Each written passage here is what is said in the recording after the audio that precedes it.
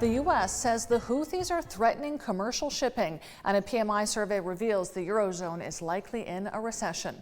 You're watching the Daily Brief with Forbes. I'm Ramia Faraj. U.S. National Security Advisor Jake Sullivan says Yemen's Houthi rebels are a threat to freedom of navigation to commercial shipping after the Iran-backed group claimed a series of attacks.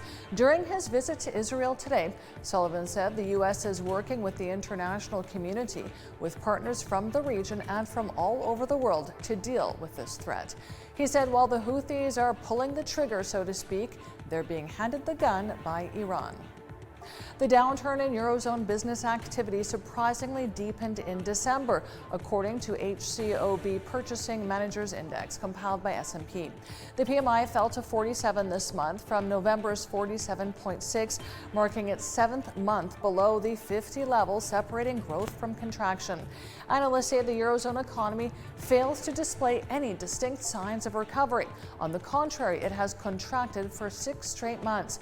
They say the likelihood of the Eurozone being in a recession since Q3 remains notably high.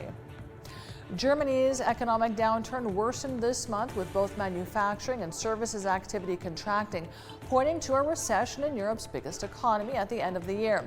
The HCOB German Flash Composite PMI, compiled by S&P Global, fell for the 6th consecutive month, declining to 46.7 in December from November's 47.8 and below the 48.2 forecast by economists. The composite PMI index tracks the services and manufacturing sectors that together account for more than 2/3 of the German economy.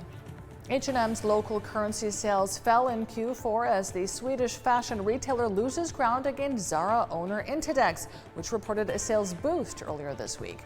H&M's sales fell 4% against analysts' expectations for a 3% decline. It was the biggest drop since Q3 last year. However, H&M's figure was an improvement on the 10% fall it warned of for September. Inditex reported a 15% rise in local currency sales for the 9 months through October and a 14% rise for the following 6 weeks. China's retail sales grew in November but were slower than analysts' forecasts as the economy continues to suffer from slow demand. Official data shows total retail sales of consumer goods increased by 10.1% year-on-year in November, falling short of the 12.5% growth forecast by analysts. Between January and November, data showed total retail sales were up 7.2% year-on-year to reach $6 billion. The total value of China's retail sales for the first 11 months of the year reached $6 trillion. That brings us to today's Forbes RealTime Billionaires ranking, which tracks the daily wins and losses of the world's wealthiest people. Our biggest winner today is Elon Musk, benefiting from the Tesla rally, up $10 billion, and now with net wealth of $253.2 billion. Our second biggest winner today is LVMH's Bernard Arnault, up $4.4 billion with net wealth of $200 billion. And our third place winner is Quick Loans billionaire Daniel Gilbert, up $3.8 billion with net wealth of $27.2 billion. Check out our website and our social media for all of the latest Billionaires news. I'm Ramia Faraj. This is the Daily Brief. Thanks for watching. Have a great weekend.